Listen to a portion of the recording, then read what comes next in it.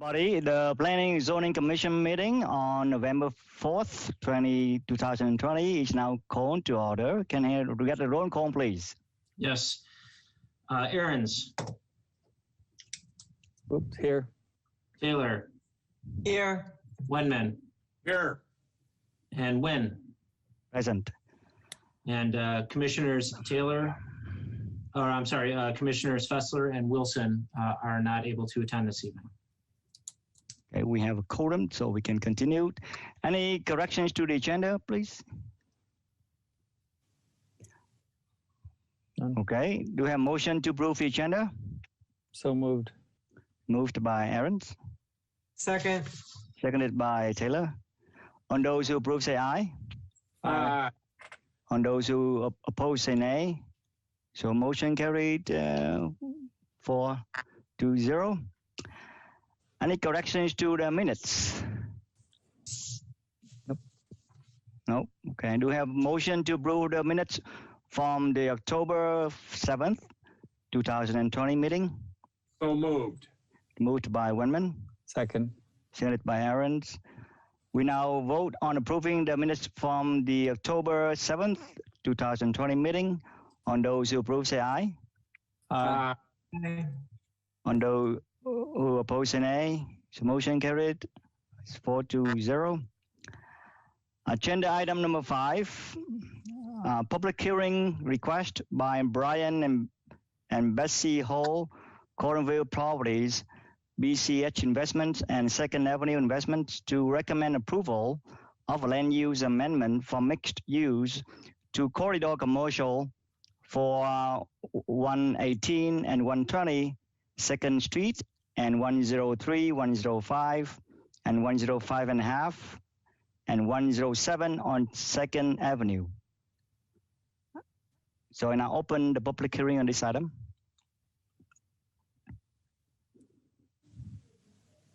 Good evening. My name is Kirsten Fry, and I'm an attorney here in Coralville. My business address is 327 2nd Street here in Coralville, Iowa. I'm speaking tonight on behalf of the applicants who submitted the land use plan amendment petition, Brian and Bessie Ho, and several entities owned and controlled by them. My clients seek to amend the land use plan to include the property within the corridor commercial land use area as opposed to the mixed use land use area to facilitate the development of their property as a standalone Chick-fil-A restaurant. As proposed, this Chick-fil-A would include a drive-through. Chick-fil-A has been interested in my client's property for over 2 years. My clients and I have communicated with various city officials regarding this proposed use, and we have been advised that notwithstanding the fact that the zoning, which is currently arterial commercial, would support this use, the fact that it is within the mixed use land use area would suggest that the use would not be permissible. And so that is why I'm here. I submitted a letter with my client's application that went into great detail as to the reasons why my clients feel it's necessary to file this application, and I don't intend to repeat all of that information here. However, I do want to emphasize just a couple of points and also address a couple of concerns that I believe you may be having. My clients recognize and acknowledge that land use plans are developed only after a great deal of collaboration and consideration and various stakeholders working together to try to come up with a land use plan for the area, and that land use plans are by nature not intended to be temporary.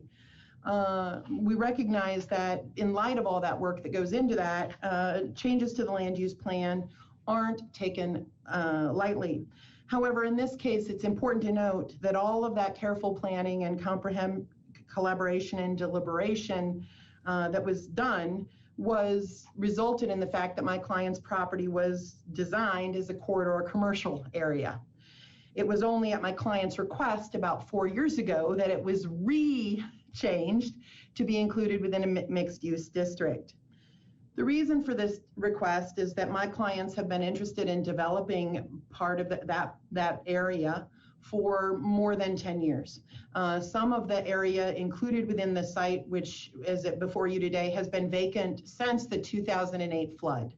My client has worked for a long time to try and get that developed, and they worked with George Hollins for several years to try and come up with ideas, and has met with the city for a significant length of time to rezone that area. In 2016, my clients entered into a contract with a developer who proposed a concept plan for a mixed-use development that would include traditional commercial below, residential above buildings for the property and much of the surrounding area. The developer requested that my clients request a change in the land use plan to accommodate the vision of that developer. My clients agreed to do so in an attempt to move forward with the development plan for that property. And that application to change the land use plan to include this within a mixed use area was approved in March of 2016 by a vote of 3-2. The proposed development, however, fell through when the developer determined that it wasn't financially viable to develop the site in the mixed use manner that it contemplated. Since that deal fell apart, my clients have reached an agreement with a second developer, which also fell through, and have negotiated with and continue to negotiate with at least 5 other developers regarding the possible development of the site. Most of the interested parties have ultimately determined that the site is simply too expensive to develop in a mixed-use manner. While there are ongoing negotiations with developers who are interested, my clients have not been able to finalize a deal that is contingency-free and would provide them with the certainty they need to move forward.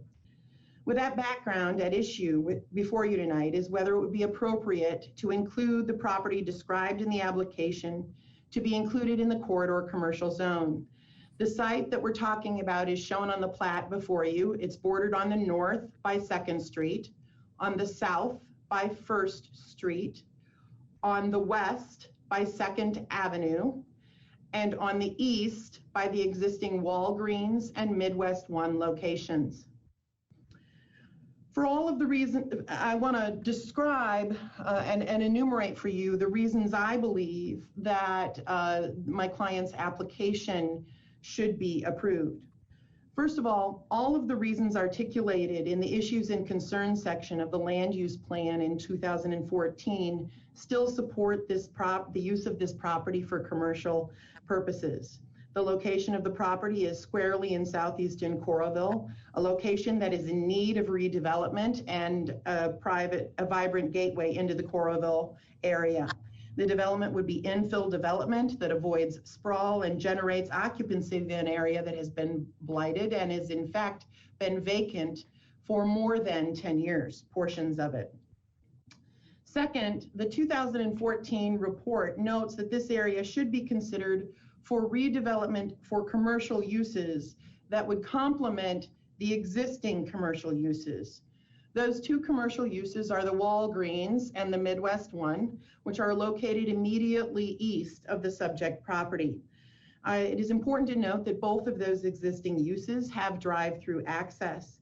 And additionally, Walgreens holds a cross easement agreement, which burdens the northerly portion of the property at issue, and requires Walgreens to consent to any design or changes in the traffic flow or parking areas of that site. At the same time, it provides the property before you with cross easement rights over and across the Walgreens property.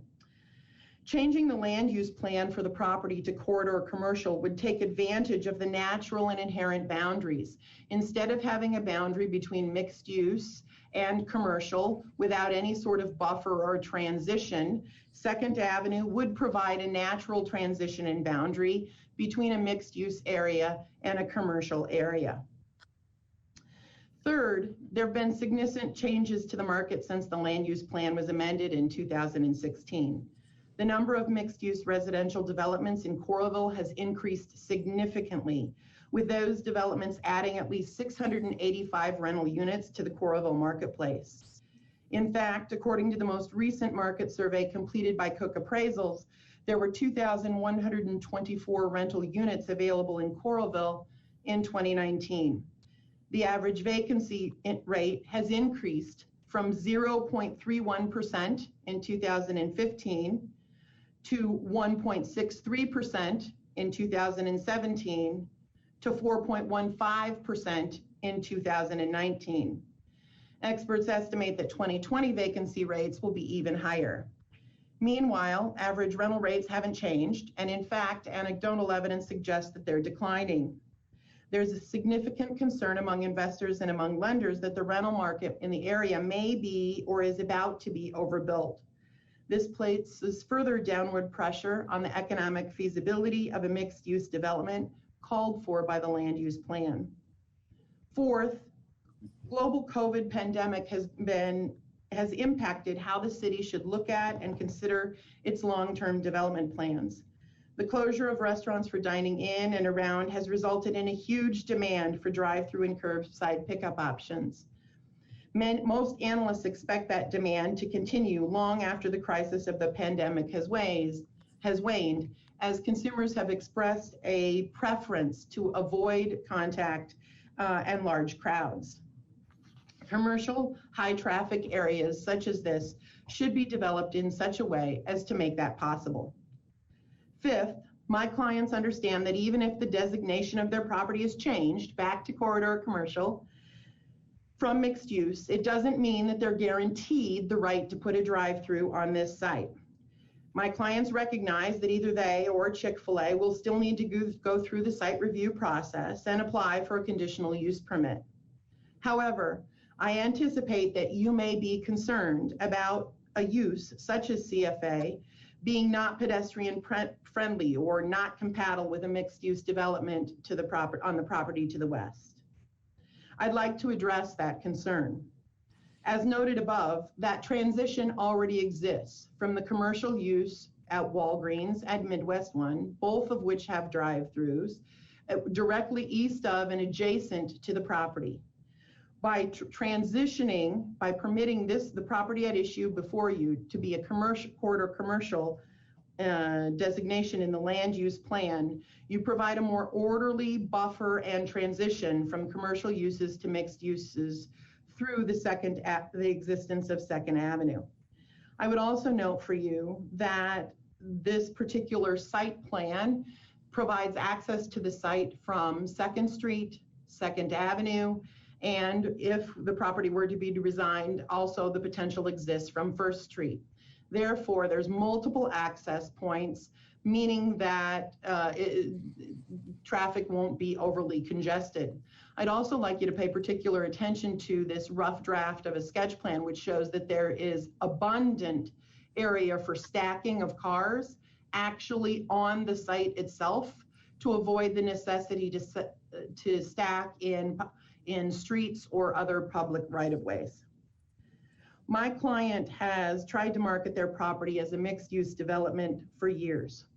It hasn't worked. The adjacent uses are consistent with the desired amendment. The amendment would remove the inconsistency between the land use plan and the zoning. The amendment would make sense in terms of the existing use and infrastructure.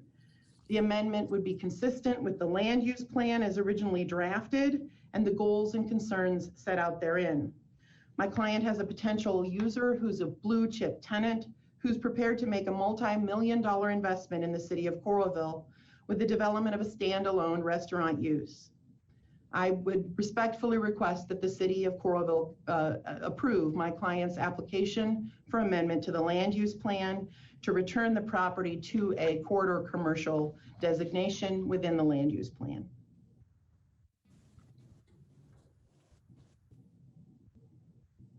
Okay, thank you very much. Any other body who wants to speak? Okay, and I now close the public hearing. Do we have a motion to consider approval? To consider recommending approval of a land use amendment? So moved. Moved by Aarons, Second. seconded by Taylor. Discussion, Dave? Thank you. I want to start by saying that Kevin Ho, I believe one of the persons who has an interest in the property, submitted an email at approximately 5 o'clock this evening, which I forwarded on to commissioners for your review and for the record. Yes, myself received the email, yes. Wonderful. So the community plan notes that the subject properties are located in the commercial district sub-area. This area serves as a premier gateway into the city of Coralville from the University of Iowa. It's primarily commercial, but there's also some industrial as well as residential uses. And the area is characterized by dated buildings, deep setbacks, an overabundance of curb cuts and surface parking. Some of these properties, including those under consideration tonight, are vacant. I believe Kirsten noted these have been vacant for quite some time. I think 2008 is what the application stated. So this area really is prime for redevelopment. However, it's important that Coralville have development that aligns and supports the community plan. Mixed use is much more aligned with those goals, in the opinion of staff. So the plan specifically notes development in this important area should strengthen physical linkages between Coralville and the University of Iowa. It should be distinct and complement other uses. Insular drive-through commercial development does not serve any broader complementary function to a commercial area or district. They are simply auto-dependent destinations. And pedestrian and bicycle infrastructure should also be integrated throughout. This property was actually designated mixed use, I believe, in 2014 per the applicant's request. And it was supported at that time for the very reasons I just mentioned. So Coralville recognizes that community plans, or any comprehensive plan for that matter, is a policy document. It's not regulatory in nature. However, it is widely accepted these documents inform and serve as a guiding policy in making regulatory, legislative, as well as budgetary decisions for communities. Chapter 414.3 of Iowa State Code states considerations and objectives of regulations and comprehensive plans include to encourage efficient urban development patterns, to lessen congestion on streets, and to facilitate the adequate provision of transportation, water, sewerage, schools, parks, as well as other public improvements. Community plans are widely accepted as tools to ensure efficient development, which reflects the express goals and vision of a community, and they contribute toward the ongoing promotion of the community's safety, viability, and general welfare. So the application notes feasibility and marketability as the key justification to amend the Coralville Community Plan. Kirsten also mentioned some other reasons. And the application notes the owners have twice entered into agreements with developers for mixed-use projects. However, those didn't come to fruition due to Coralville development requirements and feasibility. This is a difficult site, aging utilities and infrastructure. The application also states the property owners had explored formal agreements with 5 other developers which failed for similar reasons. I understand some of those are ongoing. I don't know, that could perhaps be a reflection of the perceived value or of the property, or it could link to feasibility. However, Kirsten had mentioned that some of those conversations are ongoing. I can share that most recently, Coralville City Administrator Kelly Hayworth was approached by a developer seeking local incentives for mixed-use development at these locations. It was conveyed in those discussions an offer had been made to the property owners for the subject properties to develop a mixed-use project. So this type of development would align with the goals of the community plan. Past and current interest in the site for mixed-use development does show mixed use is economically viable at these locations.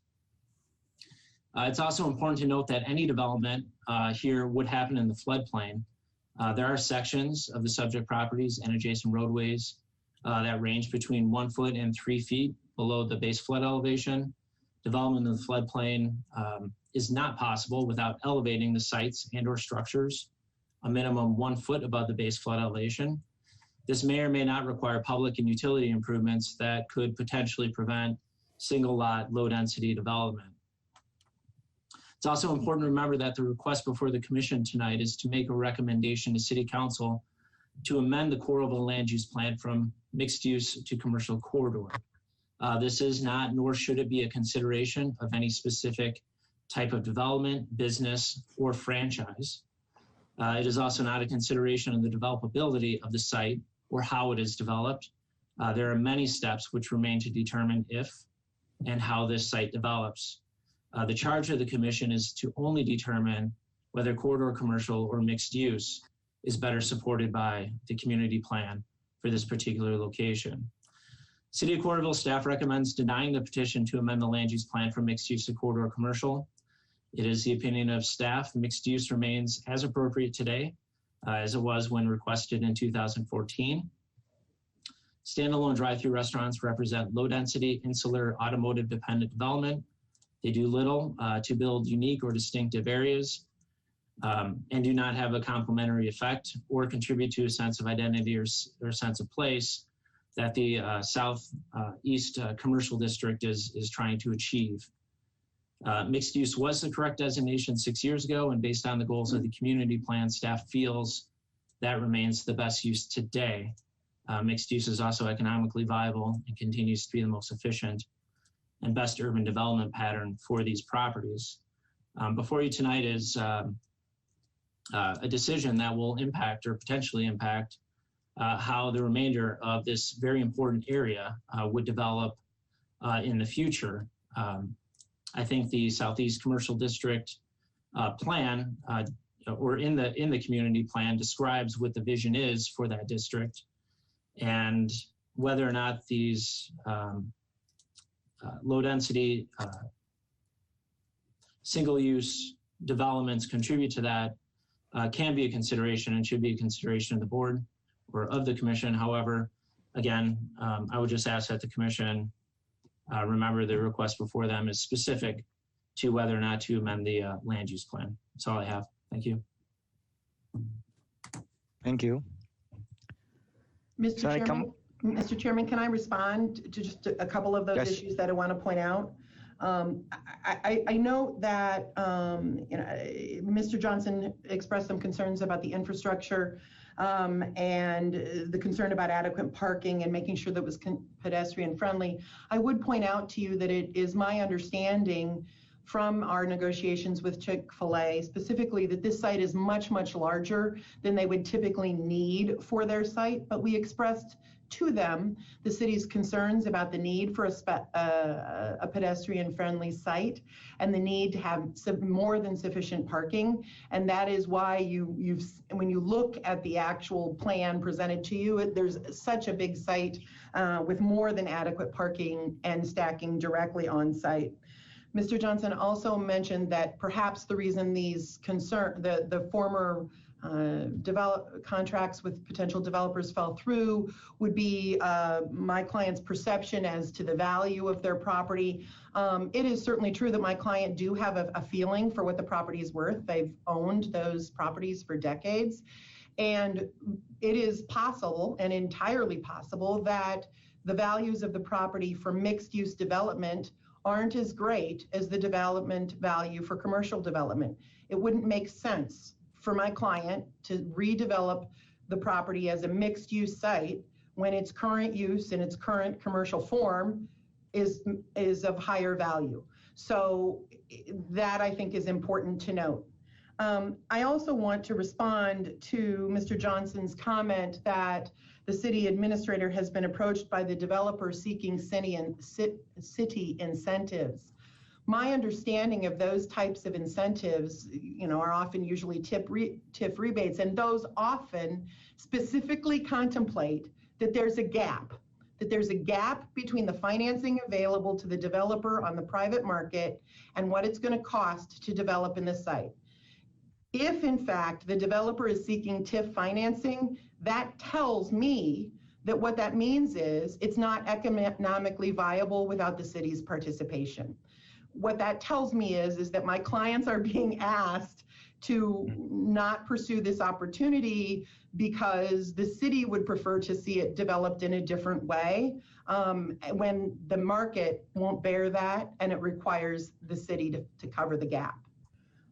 If the city is interested in committing to that, then that certainly changes things. But at this point, they haven't been and they haven't indicated a commitment to do so.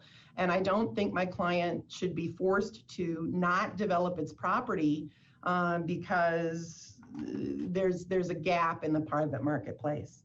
And so I think that I would request that the planning and zoning members recognize that my clients have been trying for a long time and they'd like to develop their site. And I think that this would be a perfect use for that site. Thank you. Long, if I might follow up on that. Yeah, sure.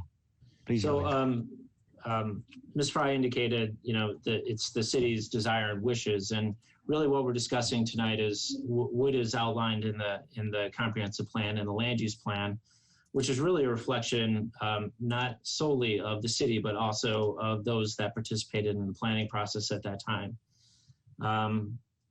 I would also like to add part of the issue the city has with the site is that it is very insular, low density, isolated development, nearly 2 acres of some of the perhaps more transformative opportunities and gateway opportunities into the city of Coralville will potentially be used for a 5,000 square foot drive-through restaurant that really doesn't have any sort of pedestrian or commercial connections outside of the sidewalk and it being a destination for anybody going to that restaurant. That's all I have. Dave, what was it on the original comprehensive plan when that was put together? What was that area? I believe that was originally, actually, I'm not sure what that was. It was corridor commercial. Yeah, I could look it up to verify, but I think it was a commercial, just not sure general or corridor. And I believe it was corridor commercial, and Ms. Fry's clients asked that it be amended to mixed use. I remember, I'm fairly certain when this one came through a number of years ago to switch the designation, because I remember we talked about this one for a while, hence I think there was a split vote on it slightly. Just that whole nature of that area all the way from the creek all the way to First Avenue, and then from First Avenue, and then from 2nd Street all the way to the railroad tracks, essentially. I remember when we talked about that at the comprehensive plan, that what to do with this area, just because it's currently a hodgepodge of stuff, right? You have a junkyard on the one end, kind of back tucked in behind there. You got some odd commercial places. I guess you'd call them commercial places tucked in behind there. And then you got the street itself draws in with the Walgreens and used to be the Taco John's and the other restaurants up the way. And I remember we talked about this for a long time. And when we switched it to the corridor or the mixed use for the particular chunk that we were looking at, it kind of fit in. The whole kind of one of the visions or the goals, I think, originally when the comprehensive plan was, you have on the other side of it was the university housing. And if there was a way to connect walkability, I think connecting up to that area for commercial from the university perspective was a huge aspect that was talked about for a long time, because that kind of leads into the rest of the old town, new town, Coralville from that perspective. That's what lends me kind of to the mixed use yet. I think you get a lot more opportunity behind it, but I do recall the discussions that we had with it. This one went back and forth quite a bit with the people that were on staff at that time on the planning and zoning, between the commercial and then to the mixed use. Well, I think what concerns me is years later, it's still sitting there vacant. I mean, it speaks to the gap that was talked about, between the restrictions that are being put in place versus what realistically can be done to use that land. It's in all of our best interest to find a way for those lots to be put to use. I mean, it reminds me of the discussion we had last month with Adam Brantman. There's a lot of similarities here. And I don't know the formality of how to do this, but I don't know if the commission would consider, making a recommendation to city council that, we revisit some of these guidelines that are limiting businesses from using these lots. I mean, isn't it in all of our best interest that we find a way to, for these lots to be used? We don't want them sitting around vacant. None of us do, right? So they do have any idea how long or how many lots have been vacant or property have been vacant in that area? I think Ms. Fry indicated in the application, the property owners' lots have been vacant since 2008, since the flood. Not the entirety of it. I want to clarify. It's Okay. not the entirety of the property. It's just the properties on the southern edge of the property, 105 and 105 and a half, both parcels there, and 103. Those have been vacant. I also want to respond just briefly to Commissioner Aaron's comment in that, please, I think it's important to note that the application submitted by my clients today is not to change the land use designation for the entire 6.2 acres that they own south of 2nd Street and west of 1st Avenue. It is only the 2 acres there. So I think that, you could still, they've left the rest as a mixed use designation currently. So I think that you could still have the transition from the student housing to the south. You could still have the balance of their 6 acres in a mixed use development. And in fact, by rezoning this commercial, you actually set it up for clearer, more delineated transitions between the 2 types of neighborhoods, because you have 2nd Avenue and 1st Street that would border the commercial site, and providing some natural barriers there that I think that makes sense. Lastly, I just want to point out, I think some of the concerns or some of the issues that have been addressed here about this being only, a low density restaurant use that has no appeal for a pedestrian folks, I think is maybe a bit of an overstatement. We've had conversations about the fact that the city would like to see a really pedestrian-focused area here with Chick-fil-A. They've already tried to put in some outdoor picnic tables and dining areas outdoors in an attempt to address some of those needs. And a lot of those concerns, I believe, can be adequately addressed through the site design process. So I want to clarify, Dave. So the lot for Walgreens and Midwest One Bank are already the corridor commercial? Sorry, what was that again? So the lot for Walgreens and Midwest One Bank, what land use are they? Let me look that up for you.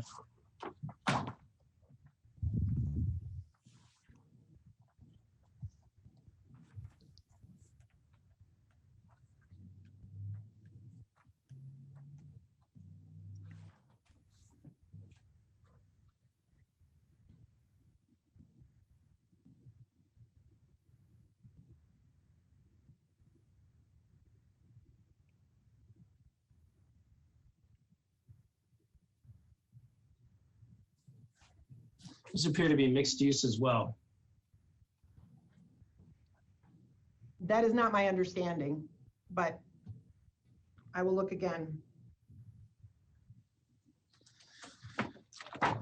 Yeah, let me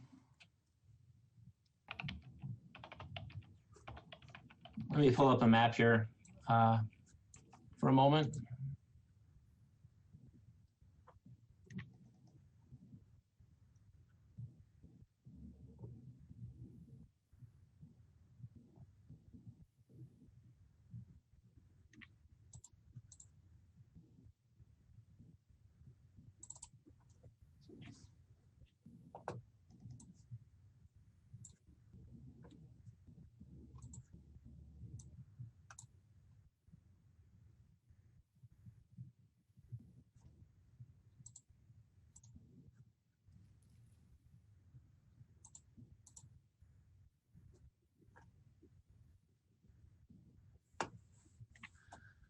Fong? Correction, it is corridor commercial. Okay. Thank you.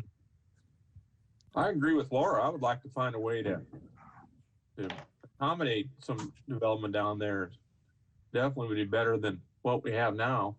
My concern has to do with it being in a floodplain, and I would have that same concern even if they came to us as a mixed-use proposal. Yeah, Ron, I think that those are, very legitimate concerns. It's the reason why the city has been promoting for some time that this area develop in a larger swath or a much larger scale rather than lot by lot. It's going to pose significant or potential significant issues with public roads and streets and infrastructure. If sites are being elevated, roads aren't changing, utilities aren't changing. We're not sure exactly how that would work or if that would work at this point. But again, a lot of that stuff is stuff that we would have to look at down the road, which is why in our staff report, we noted that none of this speaks to the developability of this particular site. There's a lot of aging utilities. There's a lot of updates that would have to be made, and the floodplain is going to pose a significant issue, with that. So yeah, there's still a number of issues that this would just be step one. And again, I would just reiterate, I know that the commission is interested in seeing development start, but I just can't stress enough taking into consideration the long-term implications of this type of development. I know Ms. Fry indicated that this serves as a nice transition. However, we would respectfully disagree, noting that this would be an integral part of a larger development piece that could happen in this particular location. I wouldn't be at all surprised if you see one drive-through, there'll be a push for another drive-through and another drive-through and another drive-through. And I understand there's been an increased demand in response to COVID. I don't know whether or not how long that's going to last or whether that's going to be a permanent trend. I don't know whether anybody really does know that for sure. What we do know as well, though, is that there's been an increase also in housing demand. Ms. Fry indicated a number of different vacancy rates, and a 1.63% vacancy rate is actually not a healthy vacancy rate. When things get too low, you have too low of a supply, too low of quality, artificially inflated rental prices. 4% is not a terrible vacancy rate, and yet we are still being approached just about every week by local developers looking for more opportunities for residential development. And this would be no different. But I would just caution you in making your recommendation, while it doesn't necessarily set precedents, you would be setting the tone for future applications for single lot development, and I would fully expect that to happen.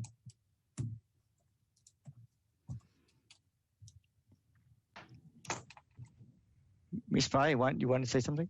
Well, I think that I understand Mr. Johnson's position, and I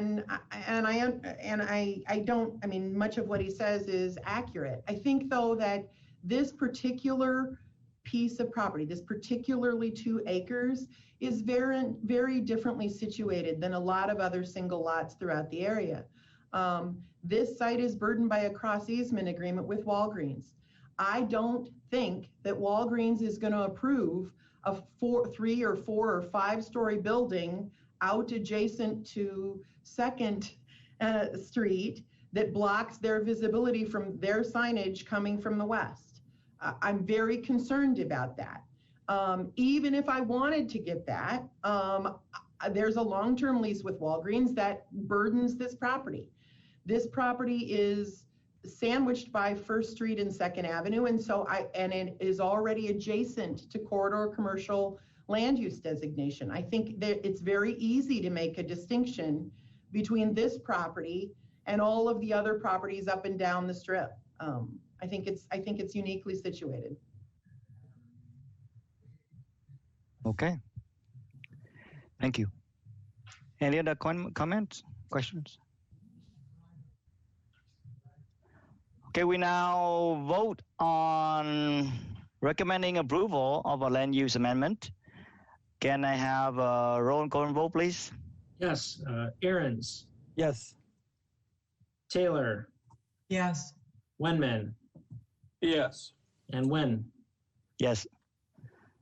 Motion carried 4-1. So do you have any item for next month, Dave? We are continuing to work with a residential developer for Forever Green Heights. I've mentioned this to you. That's a 210-acre piece in the northeast part of town. We're also working on a mixed-use project called Pat Scanlon would like to do. That is actually part of the Forever Green Heights project. It's going to be a little mixed-use piece to complement what's going on with the 210 residential acre piece. We're looking at an apartment, a 49-unit apartment complex at 2500 Coral Court. The site plan is still under review by city staff. We're nearing completion of the AutoZone on the east side of Cross Park Road. And we're also looking at a 134-acre site off of Kennedy Parkway and Camp Cardinal Road. That's called Eagle Bend at Clear Creek. That is a mixed residential development. There's single family, there's duplexes, and then there's also multifamily. I think they would like to do a senior apartment situation built into that. However, all of those things are currently on the city council agenda for consideration. Other than that, we're looking at some site plans for Red Hawk 2, which is the Red Hawk development immediately adjacent to Coral Ridge Avenue. That's going to be a multi-tenant building. They'll be looking to get that on one of your agendas coming up recently. I am guessing that they're trying to make December. I'm hopeful they can, but there's still a lot of items that need to be looked at and reviewed on that. And then also the IRL Quarry Road Townhomes. We've touched base with Andy Hodge on that project. That's a residential townhome project on Quarry Road in the IRL. And we're hopeful that that project will get going again here in the next month. That's really it. Sorry for looking sideways, but I have all my projects on my dry erase board over here. No problem. So, seems like we're going to have a full agenda next month. you know, I hope so. We'll see. Okay. So they have a motion to adjourn the meeting? So moved. Moved by Aaron's and seconded by Taylor. The meeting is now adjourned.